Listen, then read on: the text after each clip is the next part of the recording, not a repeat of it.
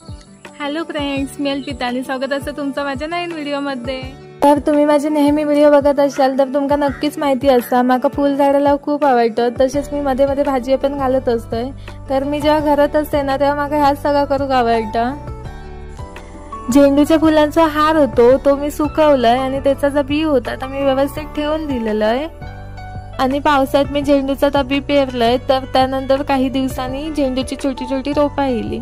झेंडूची रोपा इली ती खूप घन इली। मग आम्ही काय केलं, ती सगळी काढलं आणि लाईन मध्ये थोडी थोडी जागा सोडून ती सगळी लावलं। गेल्या वर्षी पण मी झेंडूची झाडं रुजवलेलं आहे आणि माझ्या अनुभवानुसार झेंडूच्या झाडाक 3 महिने झाले की त्याका फुलायोग सुरुवात होता। तर आता आमच्या झाडांका 3 महिने पूर्ण झाली आणि आता ती फुलतात असत मस्त। मी झाडं लावते तेव्हा माका बरीच जण म्हणतात तू काय सगळं करून काय मिळता। तर ही अशी निसर्गाकडनं पोच पावती मिळताना तेव्हा माका खूप समाधान वाटतं।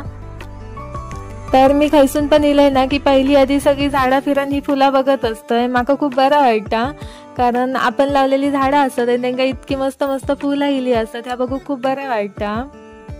फुलं तर माका विकत आणलेली पण आवडतात, पण आपण लावलेल्या झाडांपासून मिळालेली फुलं असतात तो काय वेगळाच आनंद असतात ती फुलं काढताना, फुलं बघताना।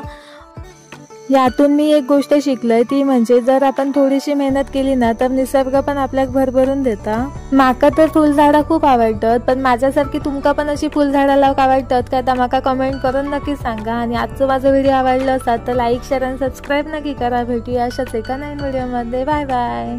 आणि आजचं माझं व्हिडिओ तुमका कसं वाटलो तर कमेंट करून माका नक्की सांगा।